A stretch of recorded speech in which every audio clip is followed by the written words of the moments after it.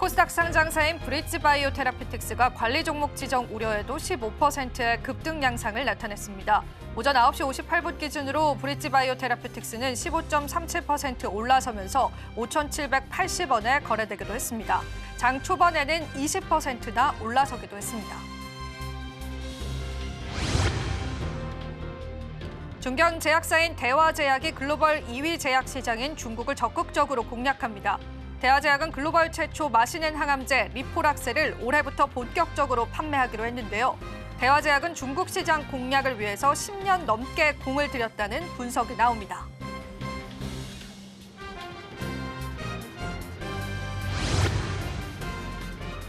코스피 상장사인 범양건영이 9% 넘는 급락을 보여주고 있습니다. 오전 9시 30분 기준으로 범양건영은 전거래일 대비해서 9.89% 하락한 2,450원에 거래되고 있고요. 주식회사 삼진앤컴퍼니와 체결한 1,238억 원 규모의 물류창고 신축 공사 계약이 해지됐다고 공시하기도 했습니다.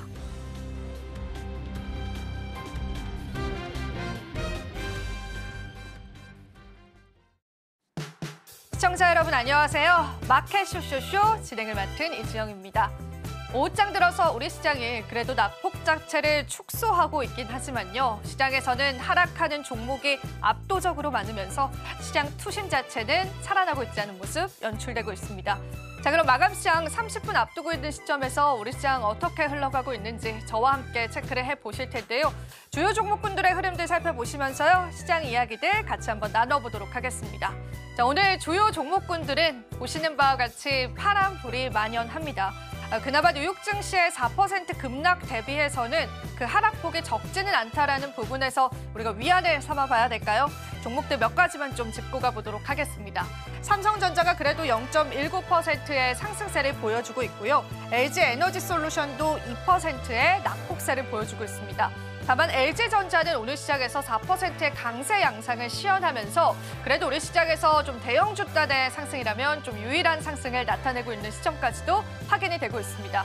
어제 시장에서 좋은 흐름 보여줬었던 게 금융주들이었는데요. 오늘은 일제히 하락하고요. 두산은 그룹주 쪽으로의 이슈가 있었죠. 오늘 시장에서는 7%의 상승률을 나타내고 있습니다. 자, 오늘 자동차 관련주들도 좋지 않습니다. 기아가 그나마 0.4% 빨간불 나타내고 있지만 전반적으로 시장에서 하락세 나타내고 있습니다. 계속되는 시장 상승을 나타냈었던 방산주나 조선주들도 오늘 시장에서는 하락을 하고요. 하나그룹주의 모습도 좋지 않은 모습도 연출되고 있습니다. 자, 그렇다면 제약바이오 쪽으로 한번 눈을 돌려보겠습니다. 오늘 시장에서 셀트리온과 삼성바이오로직스도 하락을 하는데 몇몇 제약주들이요. 개별적인 이슈로 상승 탄력을 보여주고 있습니다. 그 부분들도 여러분들 체크해 보시고요. 경영권 분쟁 이슈 있었던 고려아연은 오늘 시장에서도 상승하는 모습을 확인할 수 있습니다.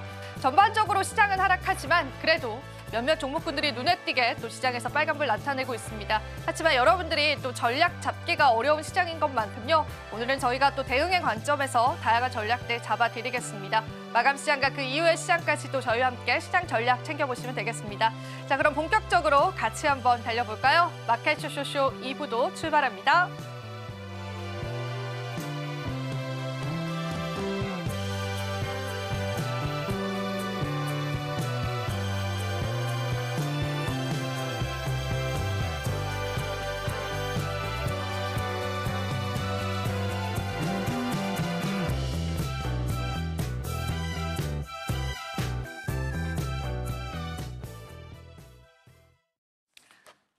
네, 오늘은 기업 공시연구소의 변혁인 대표님 모셨습니다. 대표님 안녕하세요. 네, 반갑습니다. 네, 저희가 또 시장 한번 살펴봤다면 오늘 또 중국의 양회가 마무리가 됐습니다. 양회가 마무리되면서 우리가 시장에서 어떤 또 힌트들을, 포인트들을 얻어볼 수 있을지 이야기를 나눠보면 될 것 같은데요. 이번 양회 어떻게 보셨을까요? 네, 먼저 두 개의 국가 주도 회의라고 좀 불리고 있죠.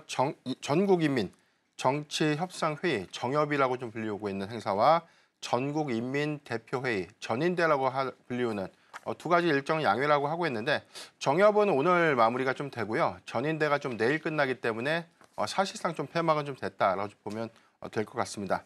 이번 양회에 굉장히 좀 큰 키워드 이제 두 가지 정도 좀 제시해 본다면 내수경제 그리고 과학기술 두 가지 정도로 좀 요약할 수 있겠는데 일단 이 작년보다 대폭 좀 상향된 전체 3천억 위안 규모 하나로 한 60조입니다.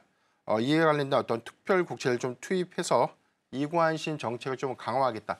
작년 대비해서는 한 60% 정도가 더 증액된 수치이기 때문에 이관신 정책에서 올해 2월 달에 좀 확인했던 IT 수요 그리고 스마트폰의 출하량들이 증가됐던 요인들이 올해 이관신 정책이 더 확대되는 요인에 따라서 수요가 더 확장 내지는 좀 지속될 수 있는 그런 기대 요인들이 좀 일부가 있겠다라고 좀 볼 수가 있겠고요. 7,350억 위안 하나로 한 147조 규모를 국내 내수 경기에 조금 투입되는 자금으로 좀 활용하겠다는 전략을 발표한 바 있었습니다. 두 번째는 재정 적자율을 좀 4% 정도 늘리겠다라고 좀 발표를 했는데 재정 적자율을 계속해서 좀 상향했다는 부분들은 해당된 재원을 내수 경기에 오히려 이제 확대시키는 어떤 유동성 공급 관점에서는 좀 긍정적인 기대 요인들이 좀 될 수 있기 때문에 최근에 중국이 미국의 이 관세 부과 현실화 여기 관련된 어떤 향후의 제조업 지표라든가 전반적인 어떤 수출 경제 지표가 일부 좀 타격이 좀 될 수 있는 부분들을 내수 시장의 어떤 확대 요인으로 타개하고자 하는 어떤 전략이 아니었나라고 좀 해석을 할 수가 좀 있겠고요. 두 번째는 AI 인프라 투자에 관련된 R&D 비용들에 대한 예산안을 좀 확대를 했는데 전체 3,981억 위안을 확정을 했습니다. 이 부분은 하나로 한 80조 원 규모를 단기에 좀 공급하게 된다면 오히려 과학기술 부분에 관련된 많은 자금이 투입됨에 따라서 관련된 어떤 이 산업 부분의 일부 낙수 효과가 좀 기대될 수 있는 요인들 이 부분도 좀 중요한 체크 포인트가 좀 되지 않을까라고 좀 볼 수가 있겠습니다. 특히 한 가지 더 제가 좀 주목을 좀 해봤던 포인트들은 인민은행의 지준율이 지금 현재 한 6.6%거든요. 이 부분을 올해 좀 인하할 수 있다는 부분들이 나왔기 때문에 사실상 우리가 이전에 뭐 기준금리라고 좀 불리우는 LPR 대출금리가 사실 동결 기조를 좀 유지했기 때문에 오히려 시장의 종합적인 어떤 경기 부양책들이 좀 더 미비했다. 이 평가가 지준율 인하가 계속해서 좀 지연됐던 측면들이었는데 이게 아마 올해 상반기에 좀 확정이 된다면 해당된 유동성 공급이 좀 현실화되는 그런 부분들이 중국의 성장을 좀 더 이끌지 않을까 이 부분도 좀 중요한 체크 포인트가 좀 되지 않을까라고 보고 있습니다. 네. 이 지준율 인하가 사실상 내수 경제를 살리는 데도 중요한 부분이기 때문에 많은 분들이 좀 기대했던 부분이 있었는데 그게 사실 지난 부양책에서는 보여지지 않았거든요. 그런데 이번 양회를 우리가 마무리하면서 알아볼 수 있었던 체크 포인트였던 것 같아요. 자, 이 부분 때문에 또 오늘 중국 관련주들의 일부 또 탄력이 나와주기도 했었는데 일단은 우리가 조금 더 긴 관점에서 관련한 사항들은 살펴보시면 좋을 것 같습니다. 자, 저희가 또 시장 한번 여러분들에게 체크해 드렸습니다. 자, 오늘 굵직한 이벤트들도 소화했습니다. 물론 시장의 불확실성은 커져가고 있지만요. 그 안에서 저희는 또 다른 전략들 함께 하겠습니다. 저희가 오늘 5장 주도 세터 통해서 여러분들에게 전략 자세히 잡아드릴 예정이고요. 저희는 또 시장 한번 살펴보고 오겠습니다. 잠시 후에 다시 찾아뵐게요.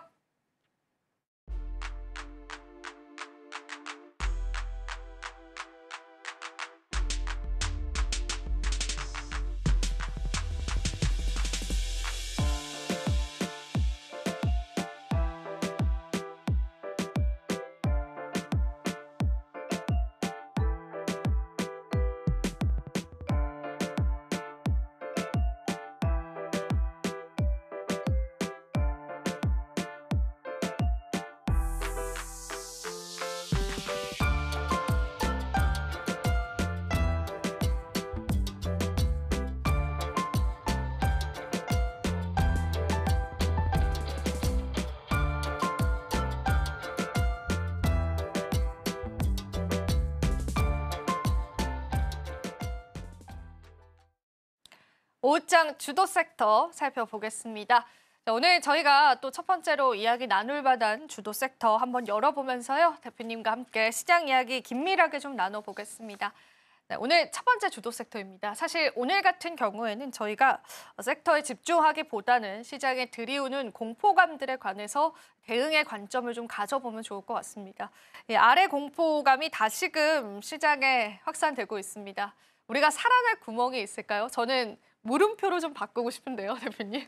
어떻게 보세요? 네, 일단 뭐 미국 증시 특히나 나스닥이 2022년도 9월 13일 이후에 최다 폭으로 좀 하락을 했기 때문에 저도 어제 미국 증시를 좀 보고 나서 조금 살짝 좀 당황을 좀 했었어요. 왜냐하면 이렇게까지 주가가 조정을 좀 받아야 되는 이슈였나. 이게 관세 리스크가 좀 현실화된 것은 좀 다 알고 있었던 부분들이었는데 트럼프 대통령의 인터뷰가 좀 가장 크게 좀 작용을 했다라고 볼 수 있겠고 경기 침체에 관련된 예상 질문에 대해서 성장을 위해서는 희생을 감수해야 된다라고 좀 강경하게 좀 발언을 했죠. 이 부분이 관세 리스크를 좀 더 일부 완화될 수 있는 어떤 기대 요인들을 좀 쇠퇴시켰기 때문에 관세 부과가 현실화가 좀 됐다는 점, 이 부분은 급격한 인플레이션의 어떤 상방 압력을 좀 가져올 수 있는 부분들, 특히나 최근에 물가 지표가 시장의 전망치를 좀 상회했었기 때문에 관세가 현실화가 좀 된다는 것은 단기간 수입 물가가 올라간 그런 부분들이기 때문에 생산자 물가 연동될 수 있고요. 소비자 물가는 당연히 좀 올라갈 수밖에 없는 그런 부분들이 금리 인하의 이 기대감들을 더욱더 좀 쇠퇴시키는 요인이 좀 되지 않을까라 볼 수 있겠고,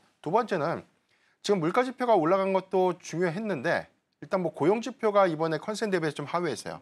여기서 실업률도 증가가 됐고 시간당 임금도 오히려 컨센 대비 좀 하회가 좀 됐다는 부분들은 경기 침체 시그널들이 다시 한번 좀 재현된 것이죠. 작년 8월에 우리가 좀 기억을 했을 겁니다.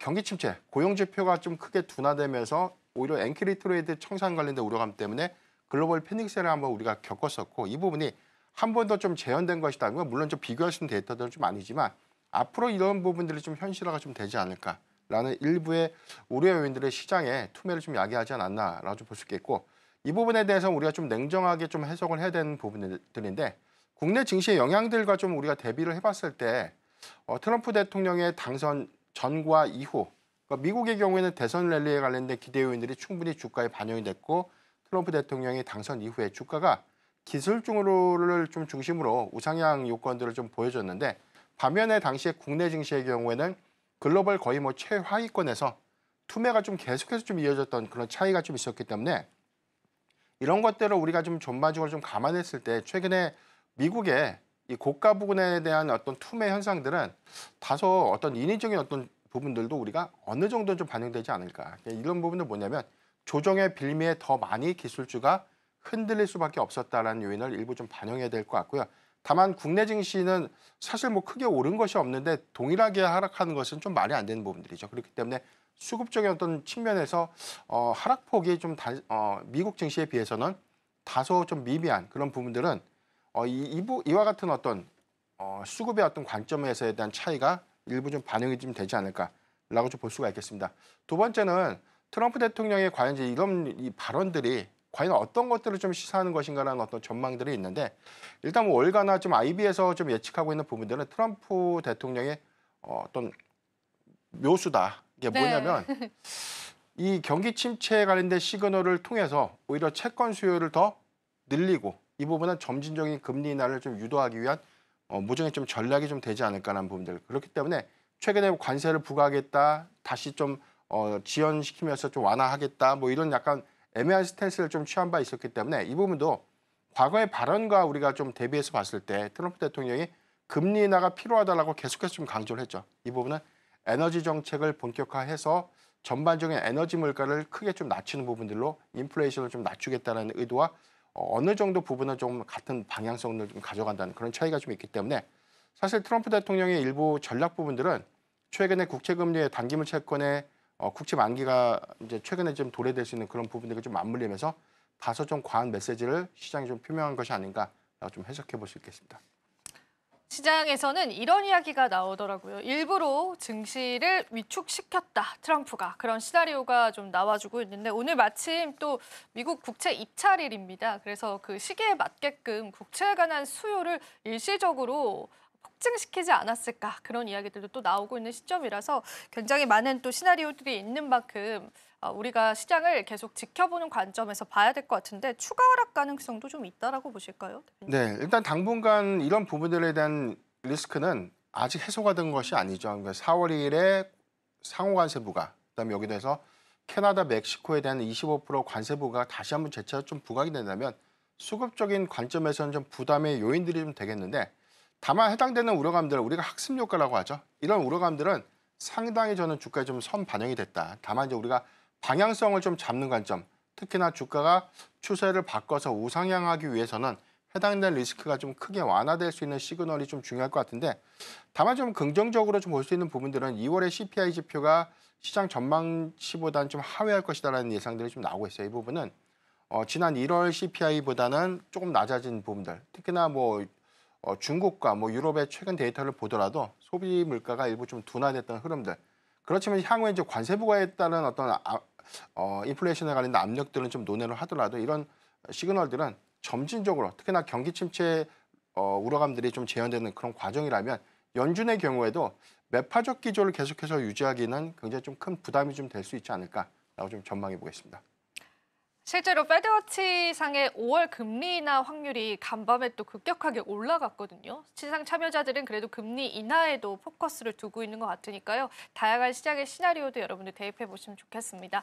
자, 그럼 저희가 또 두 번째 오후장 주도 섹터 열어보겠습니다. 오늘 시장에서 또 그나마 시장의 탄력을 나타내고 있었던 섹터였던 것 같습니다.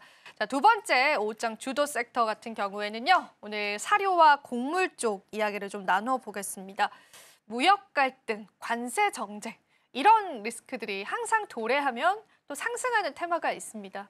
주가가 스파크를 나타내고 있는데 관점을 어떻게 잡아가 봐야 될까요?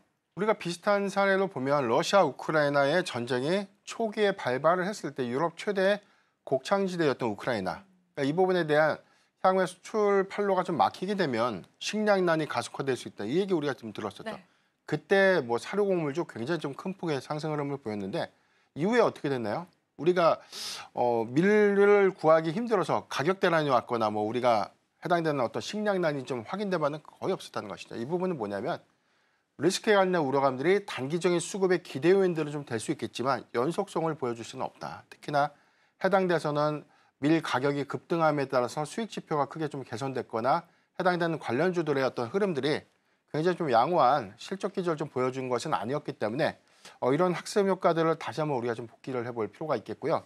오늘의 상승, 일부 시초보다는 상승폭을 좀 다 되돌리는 모습들을 좀 보여주고 있는데 일단 중국에 관련된 2차 관세, 보복 관세에 관련돼서 중국도 역시나 2차 관세, 2차 보복 관세를 좀 표명했다는 점, 닭고기와 밀, 옥수수, 면화 29개 품목에 대해서 15%에 관련된 보복 관세를 좀 부과하겠다고 발표했고 콩, 소고기, 돼지고기 711개 품목에 대해서는 10%의 보복 관세를 부과할 수 있다라고 좀 발표를 했죠. 이 부분이 전체 수입 의존량 한 80%를 좀 차지하고 있는 콩의 가격적인 어떤 영향들 이 부분이 상승할 수 있다. 그러니까 이 부분들은 사료 곡물주들에 대한 가격 상승 요인으로 좀 이어질 수 있기 때문에 일부 수익 지표가 좀 개선될 수 있는 요인이 부각될 수 있다라는 기대감들이 일부 좀 반영이 됐는데 사실 우리나라도 사료주들의 대다수에 대한 이 콩이라든가 뭐 이런 것들을 전량 수입에 의존해서 사료를 좀 배합해가지고 국내 좀 공급을 하고 있다는 차이가 좀 있기 때문에 이런 수입 물가가 좀 상승하고 있는 부분들이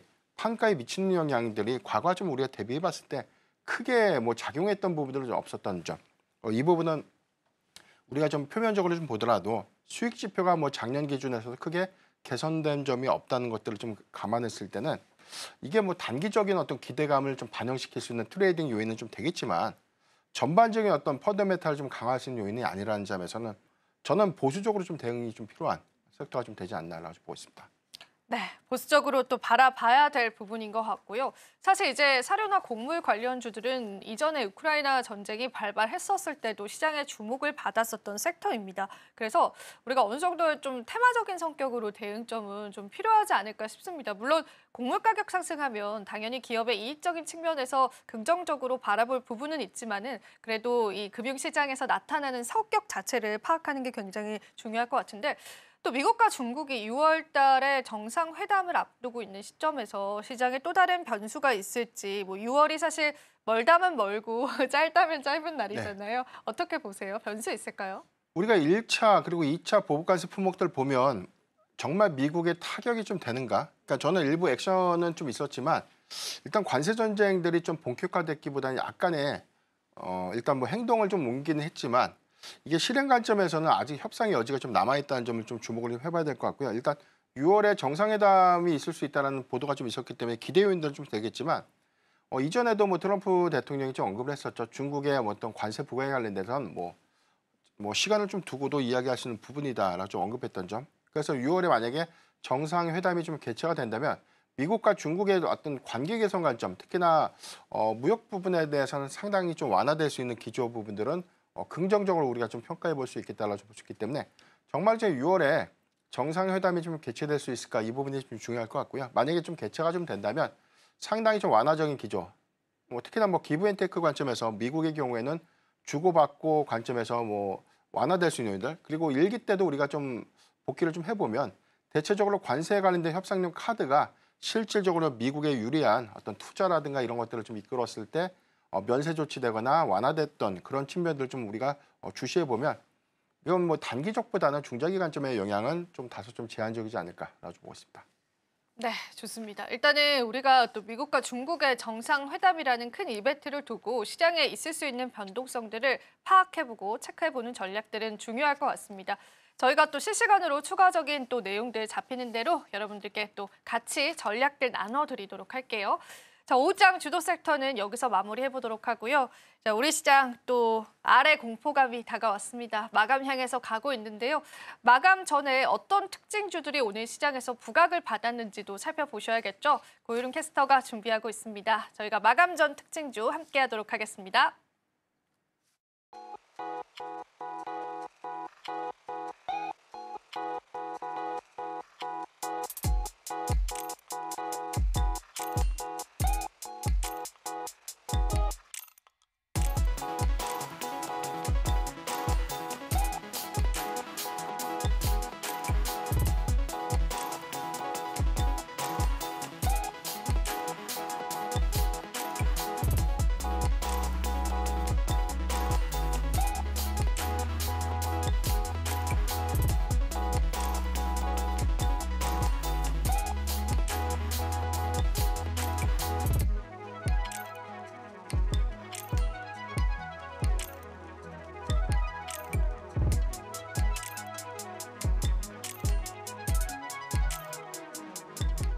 네, 장 마감까지 얼마 남지 않았습니다. 이 시각 오늘 시장을 강하게 나뉘었던 업종과 종목은 어떤 게 있는지 저와 함께 정리해보는 시간 갖도록 하겠습니다. 네, 먼저 상승하는 업종부터 하나씩 살펴보도록 하겠습니다. 바로 비만 치료제와 이 로봇이 상승을 했는데요. 그 안에서 비만 치료제는 대봉 LS, 코디, 그리고 휴원스 글로벌, 블루 엠텍까지 좋은 흐름 보였습니다. 또 로봇 안에서는 T-로보틱스 정말 강한 흐름 보여줬고요. 이외에도 클로봇, SPC 시스템, 그리고 두산까지 상승하는 흐름 보였습니다. 사실 오전장을 출발할 때 하락하는 섹터들이 더 많아서 정말 걱정을 많이 했는데요. 두 업종 같은 경우에는 그래도 하루 종일 굳건히 상승하는 흐름 보여줬던 정말 고마운 업종이었습니다. 다음으로 하락하는 업종도 한번 살펴보도록 하겠습니다. 바로 2차 전지인데요. 2차 전지 안에서는 포스코 홀딩스, LG 에너지 솔루션, 그리고 삼성 SDI, 에코프로 BM까지 일제히 약세 흐름 보였습니다. 이렇게 굵직한 종목들이 일제히 약세를 보였기 때문에 정말 걱정되시는 분들 많으셨을 것 같은데요. 그야말로 미국 증시에서 약세의 강풍을 맞이했던, 이 직격탄을 맞이했던 2차 전지였습니다. 그렇다면 이러한 업종 안에서 어떤 특징주들을 좀 주목해보면 좋을까요? 이어서 특징주 한번 만나보도록 하겠습니다. 오늘의 첫 번째 특징주, 바로 대봉 LS 준비해봤는데요. 이 비만 치료제 안에서도요, 이 개별 종목 이슈들이 더 많이 움직였던 오늘의 업종이었습니다. 그 안에서도 정말 강한 상승을 보였던 바로 대봉 LS였는데요. 주가가 급등했던 배경 한번 살펴보겠습니다. 주가가 급등했던 배경에는 바로 협업 소식이 있었는데요. 바로 인도의 실파 제약사에 있어서 협업을 했다는 소식이 들려왔습니다. 이 GLP-1이라고 하는 비만 당뇨 치료제가 있는데요. 이 리라클루티드라고 하는 비만 당뇨 치료제에 있어서 CDMO로 협력한다는 소식에 기대감이 모인 것으로 보여지고 있습니다. 이 약물이 체내에 투여가 되면요, 인슐린 분비를 조금 막아주고요. 또 비만 치료제라는 이름답게 조금 더 이 식욕을 감소하는 효과까지 자리 잡고 있다고 합니다. 이렇게 효율을 자라가고 있는 오늘의 약물인데요. 이 GLP 계열이 사실은 앞으로의 비만 치료제에서 대세가 될 수 있다고 합니다. 그만큼 이 GLP 계열의 약물 조금 집중해 주시면 좋을 것 같고요. 또 한 가지 더 반가운 소식도 있습니다.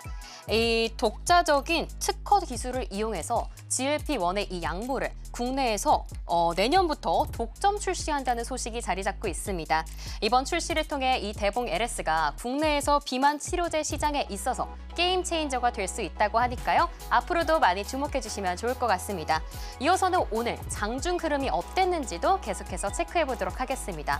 네, 오늘 장중 흐름입니다. 사실 출발로는 하락으로 출발했습니다. 하지만 이내 곧 반등하기 시작했는데요. 반등하면서 어마무시한 상승에 불을 뿜었습니다. 그렇게 최저가는 12,750원, 그리고 최고가는 16,960원까지 터치했는데요. 이 가격 같은 경우에는 상한가입니다. 현재도 16,960원으로 상한가 유지해주고 있는 오늘의 특징주였습니다. 이어서 다음 특징주도 한번 만나보도록 하겠습니다. 네, 이어서 두 번째 특징주 바로 T-로보틱스 준비해봤습니다. 제가 어제도 로봇 업종 안에서 한 가지 특징주를 준비해봤는데요. 오늘도 로봇주가 조금 잘 가졌습니다. 그래서 T-로보틱스를 준비했는데 어떻게 이 업종이 오늘 웃음꽃을 필 수 있었는지 이슈 한번 체크해보겠습니다. 이 로봇 안에서도 T-로보틱스는요, 오늘 레인보우 로보틱스와 손을 잡았다는 이슈가 있었습니다. 대규모 물류 자동화 로봇으로요, 시장을 공략하기 위해 두 기업이 협력했다는 소식이 들려왔는데 이에 대한 기대감으로 시장에 관심이 쏠리고 있었던 오늘 하루였습니다. 양사는 이번 협약으로요, 국내와 글로벌 시장에 있어서 이 로봇과 물류 자동화에 있어 점유율을 빠르게 확대해 나간다는 방침이라고 발표를 했습니다. 특히 물류 자동화 로봇 기술과 또 고객 맞춤형 솔루션 수요가 급증하고 있는 요즘, 이에 맞춰서 반도체 그리고 디스플레이 같은 경우에 이 최적화된 협동 로봇과 그리고 AMR을 선보이며 시장을 선두를 지키겠다는 입장을 밝혔습니다. 자, 이어서 장중 흐름도 한번 살펴보도록 하겠습니다. T-로보틱스 오전 10시 이후에 계속해서 강한 상승세 유지해줬는데요. 오늘의 최저가 9,560원, 그리고 최고가는 12,420원 유지했습니다. 약간 살짝 상승폭을 줄여나가나 했는데요. 이후에는 일제히 12,420원 유지해주며 상한가 터치했습니다. 이어서 마지막 특징주도 한번 살펴보도록 하겠습니다. 네, 오늘의 약세를 그렸던 2차 전지 안에서는요, 바로 포스코홀딩스 제가 준비해봤습니다. 오늘은 정말 2차 전지 안에서도 굵직한 업종들이 정말 약세를 보여서 걱정 많으셨던 분들 많으실 것 같은데요. 미국 경기 침체 우려에 더해서 그야말로 정말 직격탄을 맞았던 하루였습니다. 미장에서도 테슬라의 주가가 4년 6개월 만에 최대 낙폭을 그렸습니다. 바로 15%나 빠졌는데요. 그 여파로 인해서 국내 증시에서는 LG, 엔솔, 그리고 에코프로 등의 2차 전지주 모두 약세 그렸습니다.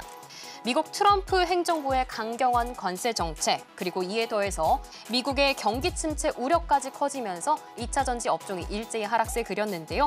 엎친 데 덮친 격으로 이 전기차 판매량 둔화 전망까지 내비쳐지니 2차 전지 업종 그리고 포스코 홀딩스까지 약세를 그릴 수밖에 없었던 하루였습니다. 네, 그렇다면 오늘의 일중 흐름도 한번 살펴보도록 할까요?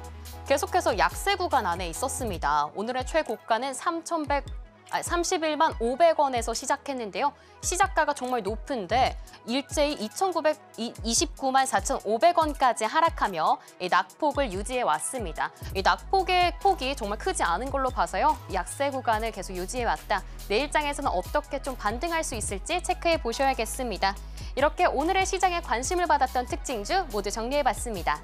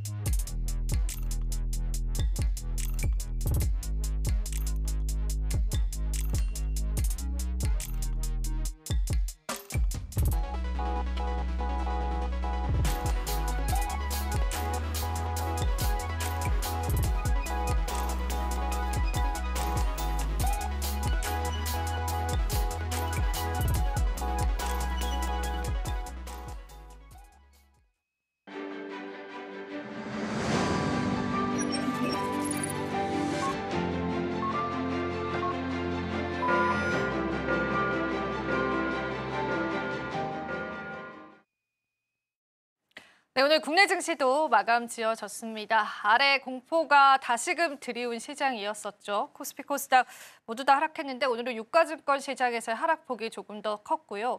다만 외국인이 장 후반 들어서는 그래도 코스닥 시장에서는 매수세를 보여줬던 하루이기도 했고요. 하지만 또 코스피와 또 선물 시장에서는 매도 양상을 계속 보여줘 왔습니다.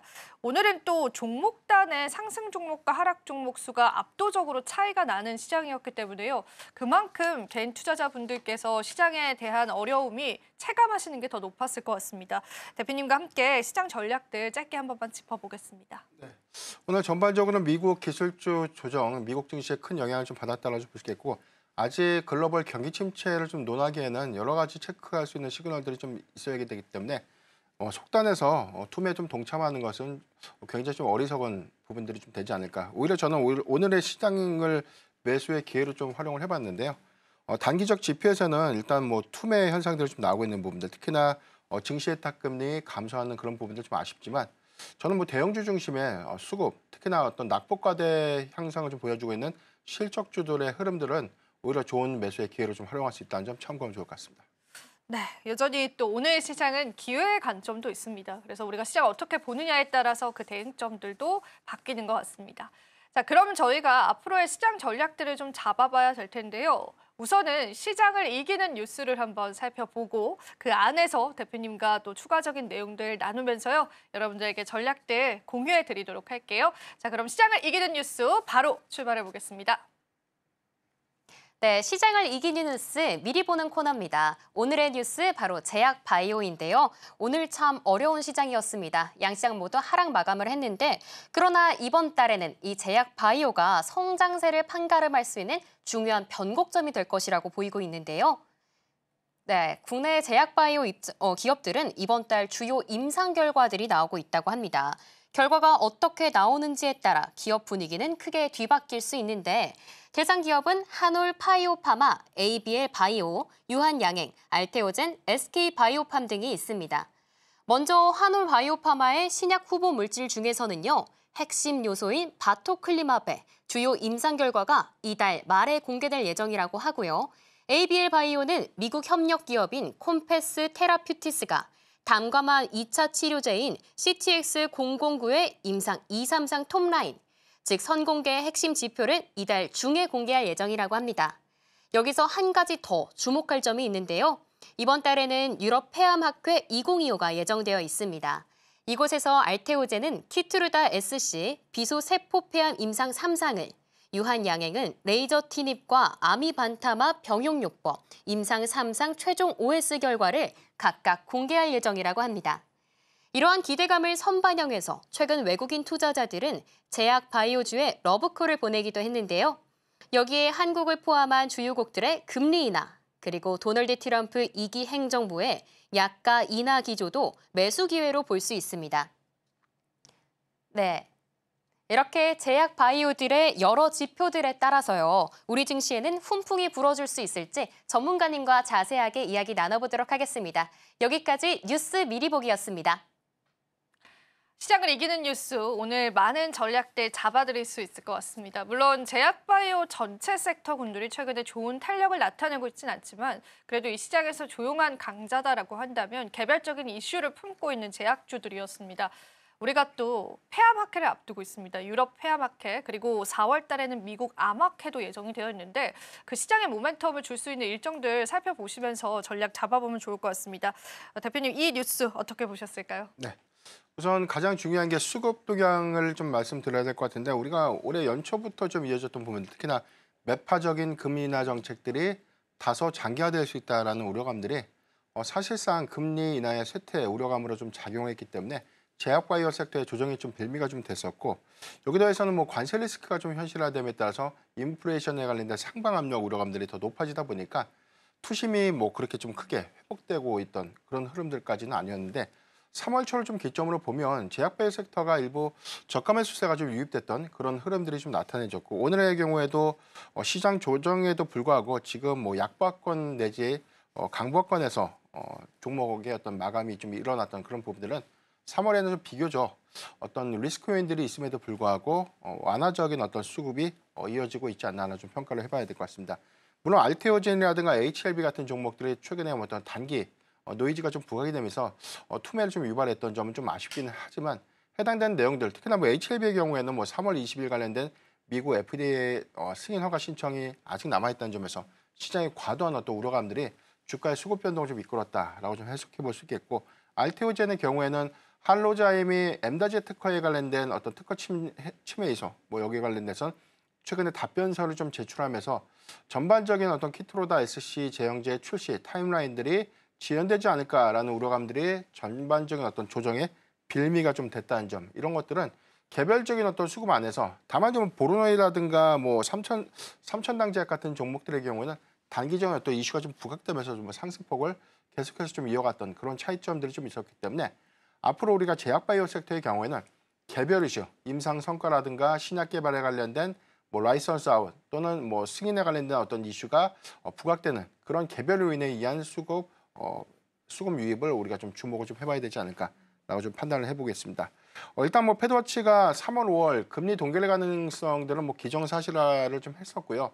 다만 최근에 좀 긍정적인 어떤 시그널들은 6월에 금리 인하 가능성이 82.1% 정도 상향 제시가 됐어요. 그러니까 어제 트럼프 대통령의 경기 침체에 관련된 어떤 발언 이후에 현실화되는 국면이라면 오히려 해당되는 금리 인하 정책들이 조금 더 빠르게 시장에서 좀 정책의 어떤 선환이 될 수 있다는 점도 일부가 좀 기대 요인들이 좀 될 수가 있겠고, 지금 3월부터 시작되는 4월, 5월로 좀 이어지는 글로벌 학회 이벤트들이 개별적인 어떤 이 성과로 좀 이어질 수 있는 그런 기대 요인들이 좀 될 수 있기 때문에 앞서서 이 브리핑에서 우리가 좀 많이 들었던 그런 내용들, 특히나 일정 모멘텀들을 좀 더 주목을 좀 해봐야 될 것 같은데, 우선 뭐 주목해야 될 포인트 3월 27일 유럽 폐암학회가 좀 있고요. 4월 25일 AACR 미국 암학회, 그리고 5월 30일 아스코 2024 미국 임상종양학회죠. 그러니까 세 가지 이벤트가 순차적으로 좀 진행되기 때문에 면역 항암제라든가 뭐 그 이외에 ADC 항체라든가 새로운 어떤 임상 성과들에 대한 공개 이런 부분들은 단기적인 충분한 좀 기대 요인들이 좀 되지 않을까라고 볼 수 있겠고, 이번 달에 단기적 기대 요인을 좀 가질 수 있는 종목도 두 종목 정도 말씀을 좀 드릴 텐데, 먼저 유한양행입니다. 27일 날 유럽 폐암학회에서 이번 뭐 미국이나 유럽 그리고 좀 일본에서 승인받은 랭라자 그리고 리브리반트의 병역 치료제에 관련돼서 OS 데이터라고 하는데, 이 부분은 생존율이 얼마만큼 더 증가를 했는가라는 이걸 좀 나타내주는 좀 지표거든요. 아스트라제네카의 타그리소라는 이 약물에 대비해서 얼마만큼 우위 효과를 좀 보였는가라는 임상 공개가 좀 예정되고 있기 때문에 기존의 아스트라제네카의 타그리소가 38개월 정도의 이 생존율 데이터를 좀 발표한 바 있었기 때문에 아마 이번에 40개월 정도를 좀 초과하는 OS 데이터를 제시하게 된다면 오히려 랭라자 병용 치료제 시장의 어떤 호응도는 굉장히 좀 높아질 수 있는 그런 기대 요인들이 좀 될 수 있겠고, 두 번째 지금 알테오젠의 경우에는 키트로다 SC 제형제에 관련된 OS 데이터, 그 다음에 FPS 데이터라고 하고 있는 이 생존 지표, 그 다음에 비기간 생존 지표라고 해서 두 개 데이터를 이번에 발표를 하는데, 이 부분은 다른 약물에 대한 어떤 비교 지표라기보다는 키트로다 제형제 중에 IV죠. 우리가 이 정맥에 주사를 받던 이런 제형제 대비해서 SC 제형제로 좀 변환됐을 때 얼마만큼 효능이 더 완화될 수 있고 더 많은 효능을 좀 입증해낼 수 있는가, 이거에 관한 어떤 미니 임상 3상의 결과 데이터를 좀 발표하는 거기 때문에 올해 하반기, 특히나 뭐 3분기 말 내지는 4분기에 승인 여부가 좀 예상되고 있는 키트로다 SC의 중요한 어떤 모멘텀, 여기 관련된 어떤 선행 체크포인트가 좀 되지 않을까라고 좀 판단해 보겠습니다. 네, 저희가 또 학회를 앞두고 관련한 개별 기업들의 승인 여부들과 또 그 결과치들을 확인을 해봐야 될 것 같습니다. 그런데 사실 이 기업들 자체가 이미 시장에서는 많은 탄력을 또 받아왔다라는 게 전략을 잡기 어려운 포인트인 것 같아요. 보르노이만 하더라도 사실은 최근에 또 시장에서 강한 탄력을 나타내기도 했었잖아요. 그래서 대표님이 보셨을 때는 이런 학회 일정이 있었을 때 오히려 세론이 나오던가요? 아니면은 이때 오히려 더 탄력을 받아가던가요? 작년에 우리가 학회를 봤을 때는 사실 제약바이오를 학회 이벤트를 좀 앞두고 그렇게 크게 수급 반응을 좀 많이 못했어요. 그러니까 대체적으로 보면은 뭐 AACR 미국 암학회의 경우에는 기존의 임상 성과에 대한 새로운 데이터를 좀 공개하기보다는 거의 앞으로 가야 된 신규 파이프라인을 어떤 것을 좀 타깃으로 할 것인지, 그러니까 이 부분에 관련된 방향성들을 좀 제시하는 그런 자리이기 때문에 미국의 아마켓, 특히나 뭐 AACR에서는 크게 좀 기대할 수 있는 요인들은 좀 단기적인데 여기서 일부 종목들에 대한 임상 성과 발표가 좀 있기 때문에 해당되는 종목은 단기적인 어떤 기대감들이 좀 될 수가 있겠고 우리가 아스코라든가 뭐 하반기에 좀 이뤄지고 있는 유럽 종양학회죠. ESMO 같은 경우에는 충분한 좀 기대 요인들을 좀 낼 수 있는 몇 가지 포인트들이 있는데 과거에 임상 성과를 좀 발표하고 난 이후에 이런 부분들이 실질적인 어떤 기술 이전으로 좀 이어졌던 점 내지는 FDA에서 실질적인 허가를 좀 득하면서 여기 관련된 뭐 마일스톤이라든가 로열티가 앞으로 유입될 수 있는 그래서 외형 가치가 확장될 수 있는 그런 기대 요인들을 좀 확인할 수 있었기 때문에 성과적 측면에서 접근을 좀 해봐야 되지 않을까. 그러니까 막연한 어떤 기대감들보다는 정말 이 파이프라인이 빅파마들의 관심을 좀 갖던지 아니면 기술 이전으로 인해서 정말 실적으로 좀 유입될 수 있는 효과가 좀 있는지 아니면 신약으로서 정말 승인 가능성이 높은지 이렇게 세 가지 체크 포인트를 더 눈여겨볼 필요가 있지 않을까 아주 말씀드렸습니다. 체크 포인트를 살펴보면서 우리가 각자 다른 전략들을 가져가 봐야 될 것 같습니다. 그런데 제약바이오주들이 사실상 트럼프 행정부 들어오면서 기대감과 또 불안감들이 공존했었던 것 같아요. 아직까지는 우리가 시장에 부각을 받지는 않았지만 의약품 역시도 관세에 부과될 가능성이 크다라는 걸 언급을 하긴 했었는데요. 제약바이오주들도 트럼프 관세에 관한 영향권들에 분명히 있는 것 같습니다. 그래서 전반적인 시장에서의 탄력도를 잃을 수도 있지 않을까라는 우려감에 관해서는 어떻게 생각하실까요? 네, 일단 뭐 관세 부과가 25% 정도로 좀 우리가 네. 계속해서 이야기 나오고 있는 부분들인데 이 부분은 신약을 좀 개발하고 있는 회사들보다는 신약을 만들어서 공급하고 있는 CDMO사들의 일부 수익 지표에 영향을 좀 줄 수가 있겠는데 일단 저는 이런 관세 리스크가 현실화가 좀 된다고 하더라도 중국의 규제가 좀 가속화되고 있는 그런 부분들. 그래서 관세 부과는 노이즈가 좀 될 수 있지만 중국의 규제 강화는 오히려 해당되는 우려감들을 충분히 상쇄시키고도 좀 남을 수 있는 외형 확장 관점에서 저는 긍정적이다라고 볼 수 있겠고 지금 뭐 삼성 바이오로직스라든가 셀트리온, 뭐 중소형 CDMO 회사인 뭐 ST팜이라든가 바이넥스 같은 그런 종목들의 경우에는 오히려 지금 현재 단기적인 성과들보다는 미국의 규제가 좀 더 가속화되는 부분들, 특히나 아직 생물보안법에 대한 승인이 최종적으로 확정되지 못했지만 트럼프 대통령의 어떤 임기 내 중국의 규제 관점에서 저는 뭐 분명 국내 충분한 어떤 수혜 내지는 기대 요인이 좀 될 수 있다는 관점에서 좀 해석을 해볼 수 있겠고 실적적인 측면, 특히나 뭐 외형 확장이고 관점에서는 바이오시밀러라는 건 사실 뭐 단가 싸움이에요. 이 부분은 전반적인 어떤 캐파를 보유하고 있는 삼성바이오로직스가 뭐 2030년도 기준에서는 뭐 글로벌 최대 생산 캐파를 좀 유지하고 있다는 점에 대한 차이점들을 우리가 고려해 보면 해당되는 어떤 외형의 확장 부분들은 뭐 단가에 관련된 부분들, 특히나 뭐 관세 리스크에 관련된 일부 노이즈가 있다고 하더라도 성장 관점의 이견은 없다라고 좀 말씀드리겠습니다. 성장 관점에 이견은 없다라는 부분들 코멘트를 또 남겨주셨습니다. 그렇다고 해서 우리가 그 관세 리스크를 완전히 피해갈 수 있는 건 아니기 때문에요. 다각화된 전략들도 좀 필요할 것 같습니다. 또 앞서서도 저희가 대표님과 이와 관련된 이야기를 나누기도 했었는데 우리가 제약바이오주들은 또 CMO, CDMO 쪽을 구분을 하고 또 치료제 쪽을 또 구분을 하기도 합니다. 근데 이때 아무래도 이 CMO, CDMO 쪽은 뭐 금리라든지 관세 리스크들 받아갈 것으로 보여지고 그런데 지금 시장의 흐름들을 보면 오히려 치료제 쪽에 있는 몇몇 종목군들이 주목을 받는 느낌들이 보여지기는 하는데 그러면 지금 상황에서는 치료제를 개발하고 있는 기업들 위주로의 우리가 좀 집중도를 더 가져가 봐야 되기 좋을까요? 두 가지의 차이는 분명할 것 같아요.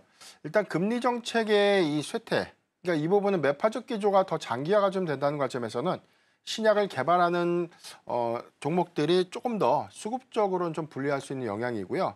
다만 우리가 최근에 뭐 지난 4분기 실적 발표에서 확인했던 뭐 삼성 바이오로직스라든가 셀트리온 같이 뭐 실적의 개선 내지는 뭐 확장세를 주목해 보면 그러니까 두 가지의 포인트는 좀 다를 것 같습니다. 그러니까 2024년도 대비 2025년도의 외형 성장을 지속할 수 있는가라는 관점에서 보면 뭐 삼성 바이오로직스의 경우에는 성장 기조가 올해 뭐 50장 램프업이 좀 가속화되는 부분에 대한 상승 여력이 좀 충분하기 때문에 이런 부분들에 대한 기대 요인들이 좀 있었겠고요.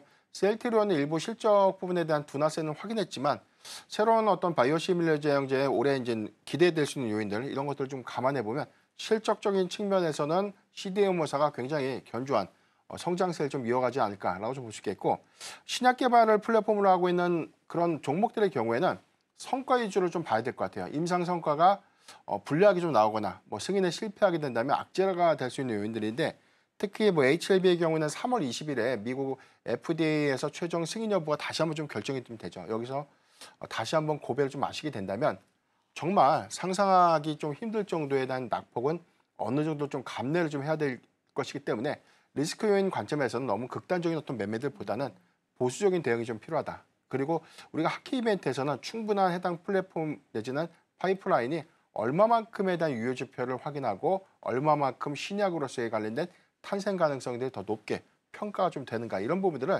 면밀하게 더 체크를 좀 해봐야 되지 않을까라고 말씀드리겠습니다. 이번 학회에서는 폐암 치료제 관련해서 시장에 좀 주목하는 느낌이긴 하더라고요. 아무래도 국내 기업들이 폐암 치료제 관련한 기술 이전들을 또 이뤄오기도 했었고 그쪽이 또 시장에서 관심도를 가질 만한 또 중요한 부분인 것 같습니다. 결과치들 나오면요. 저희가 같이 한번 여러분들과 나눠드리도록 하겠습니다. 계속 저희 방송과 함께해 주시고요. 자, 오늘 시장을 이기는 뉴스 같이 한번 이야기 나눠봤습니다. 대표님과 다양한 내용 나눠봤는데요. 대표님 오늘도 도움 말씀 고맙습니다.